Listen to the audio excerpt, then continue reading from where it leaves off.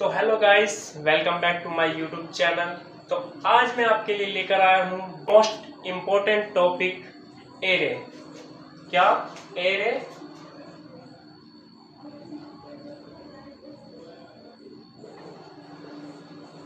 Array in C language.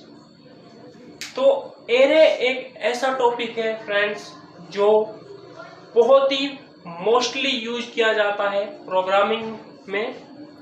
अगर आप programming में अपना फ्यूचर देखते हैं तो आप एरे को आपको समझना बहुत ही जरूरी है, क्योंकि यह मोस्ट इम्पोर्टेंट टॉपिक है किसी भी प्रोग्रामिंग लैंग्वेज का। ओके, तो एरे क्या है फ्रेंड्स? तो एरे का एक तरह से हम कह सकते हैं कि ये एक ऐसा वेरिएबल है जिसमें हम बहुत सारी वैल्यू एक ही वेरिएबल में स्टोर कर सकते हैं। ओके, तो इसकी जो डेफिनेशन है वो इस प्रकार से हम कह सकते हैं कि array is a collection of multiple data in one variable. तो इसका मतलब ये है फ्रेंड्स कि आप एक ही वेरिएबल में मल्टीपल डाटा स्टोर कर सकते हैं। ओके, बट सिर्फ एक ही टाइप का आपका डाटा होना चाहिए। अगर आप इंटीजर स्टोर कर रहे हैं तो आप एरे में सिर्फ इंटीजर ही स्टोर करेंगे, बाकी कोई भी आप डाटा टाइप एरे में स्टोर नहीं कर सकते। ओके, अगर आप फ्लोटिंग वैल्यू इंसर्ट करवा रहे हो एरे में तो आप फ्लोटिंग वैल्यू ही इंसर्ट करवा सकते हो।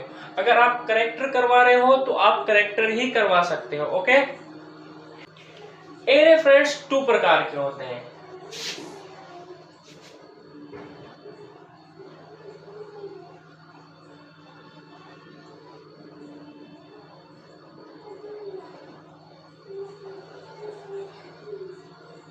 एरे टू प्रकार के होते हैं फ्रेंड्स। पहला होता है 1D एरे एंड सेकंड होता है 2D एरे। ओके, डी का मतलब डायमेंशनल। ओके, तो अब हम बात करते हैं 1D एरे के बारे में। ओके,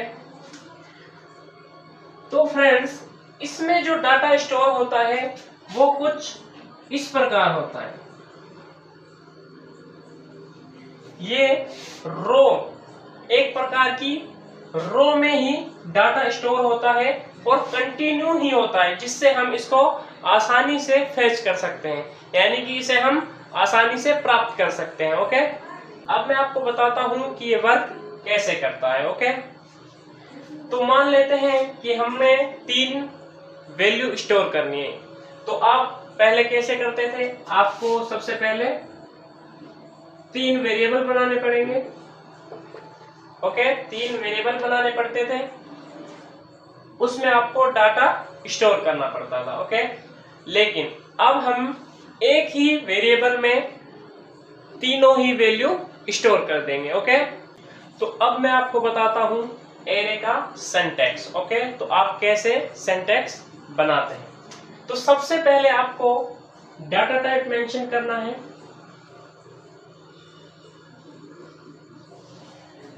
कि आप इंटीजर वैल्यू लेना चाहते हैं, फ्लोटिंग वैल्यू लेना चाहते हैं, या कोई कैरेक्टर लेना चाहते हैं जो आप एरे में स्टोर करवाएंगे। ओके, उसके बाद आपको क्या करना है?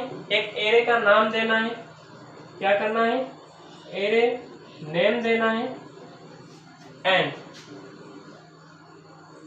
ये ब्रैकेट्स, इन ब्रैकेट्स में आपको साइज देना है, जो भी आप एरे का साइज देंगे। ओके, उसके बाद सेमीकोलन। तो ये कुछ सिंटैक्स हो गया फ्रेंड्स।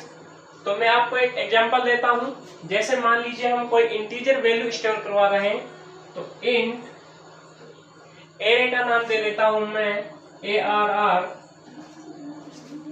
साइज दे देता हूं मैं 4। ओके, तो क्या होगा फ्रेंड्स? इसमें 4 वैल्यू स्टोर होंगी। क्या होगा? 4 वैल्यू स्टोर होगा, 4 वैल्यू स्टोर होंगी। अब हम प्रोग्राम बनाकर देखेंगे फ्रेंड्स एक। तो मैं मेन फंक्शन शुरू कर रहा हूं आप हेडर फाइल डाल लीजिएगा। ओके,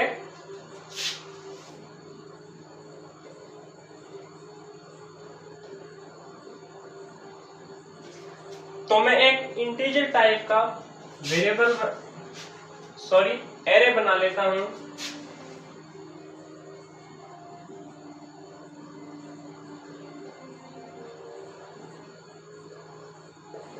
और इसका साइज मैं 4 दे देता हूं। ओके, या तो फ्रेंड्स आप इस प्रकार से लिख सकते हैं या आप कुछ इस प्रकार से लिख सकते हैं।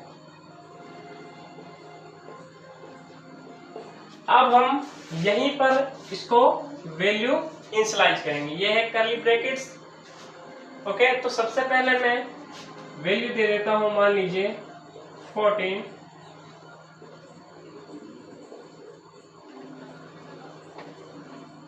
कर्ली ब्रैकेट्स बंद एंड सेमीकोलन। तो फ्रेंड्स हमने एक इंटीजर टाइप का एरे लिया है ARR नाम से, और उसमें 4 वैल्यू को इंसर्ट करवा दिया है। ओके, तो फ्रेंड्स इनको हम एक्सेस किस प्रकार से करेंगे?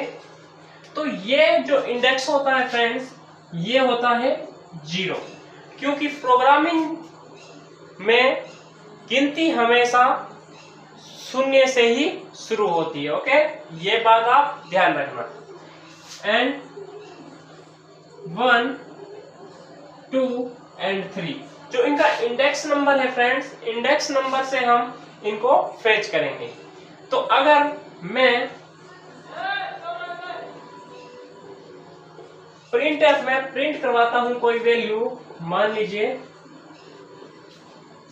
कि मैं एक्सेस करता हूं, मुझे मान लेते हैं कि मुझे 50 वैल्यू चाहिए, तो मैं किस प्रकार से एक्सेस करूंगा? सबसे पहले वेरिएबल जो आपने एरे का नाम दे रखा है वो लिखना है, एंड ब्रैकेट्स में आपको इंडेक्स नंबर डालना है। क्या डालना है? Index number. तो मैं 1 डाल देता हूं। ओके, तो प्रोग्राम क्लोज करते हैं। तो इसका जो आउटपुट आएगा फ्रेंड्स, वो कुछ इस प्रकार का आएगा कि सिर्फ 50 आएगा। ओके, तो हमने सिर्फ इस वाले वेरिएबल को एक्सेस किया है। ओके, अगर आपको पूरा सभी वैल्यू को एक्सेस करना है तो आप लूप लगा सकते हैं और उसको एक्सेस कर सकते हैं। तो लेते हैं एक और एग्जांपल जिससे हम सभी वैल्यू को एक साथ फेच करेंगे। एंड अब हम लूप लगा के देखते हैं और सभी वैल्यू को एक्सेस करेंगे। तो फ्रेंड्स एक बात का आप ध्यान रखना कि जो एरे का साइज है वो 4 है, लेकिन इंडेक्स 0 से 3 तक चलेंगे। ओके, तो अब हम लूप लगाते हैं जैसा मैंने आपको सिखा रखा है, फॉर लूप। तो एक वेरिएबल बना लेता हूं i नाम से। ओके, तो i को हम शुरू करेंगे 0 से। कहां से? 0 शुरू करेंगे, क्योंकि हमें 0 वाला इंडेक्स चाहिए होगा। ओके, अगर आप एरे के एलिमेंट को एक्सेस करना चाहते हैं तो आपको 0 से ही शुरू करना होगा, क्योंकि ये एक सीक्वेंस में चलते रहते हैं। 0 1 2 3 4 ऐसे चलते रहेंगे। ओके फ्रेंड्स, ये इसीलिए इनको एक्सेस करना बहुत ही आसान है। तो i को हम करेंगे 0 से स्टार्ट, एंड i को हम चलाएंगे कहां तक? साइज कितना है? 4, तो 4 से 1 कम तक। ओके, सेमीकोलन, एंड हर बार हम i को प्लस करेंगे। ओके, तो अब हम क्या करेंगे? हम प्रिंट करवाएंगे। तो प्रिंट है किस प्रकार की वैल्यू है? इंटीजर टाइप की, फॉर्मेट स्पेसिफायर %d, एंड क्या करना है? ARR। इसमें अब आपको इंडेक्स नंबर ना डालकर क्या डालना है? i को डालना है। क्या डालना है? i को, क्योंकि सबसे पहले 0 आएगा, तो ARR 0 में क्या है? 14, 40, तो 40 प्रिंट हो जाएगा। उसके बाद लूप इंक्रीमेंट होगा, इंक्रीमेंट होने के बाद कंडीशन चेक होगी, कंडीशन चेक होने के बाद I 1 हो गया, तो अब इंडेक्स जो ये है 0 1 2 3, तो एक एक कर कर एक्सेस होंगे और सभी के सभी प्रिंट हो जाएंगे। ओके फ्रेंड्स, तो एरे को समझना बहुत ही आसान है, आप आसानी से इनको सोल्व कर सकते हैं।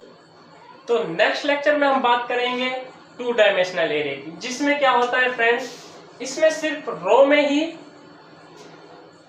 वैल्यू इंसर्ट हो रही, लेकिन उसमें रो और कॉलम एक टेबल की फॉर्म में डाटा इंसर्ट होता है, यानी कि वैल्यू इंसर्ट होती है एरे की। ओके, तो अगर आप चैनल पर नए हैं तो चैनल को सब्सक्राइब कर लीजिएगा एंड बेल आइकन को दबाना ना भूलिए। एंड सी की प्लेलिस्ट को अगर आपने एक्सेस नहीं किया है तो सी की प्लेलिस्ट को एक्सेस कर लीजिए। Thank you.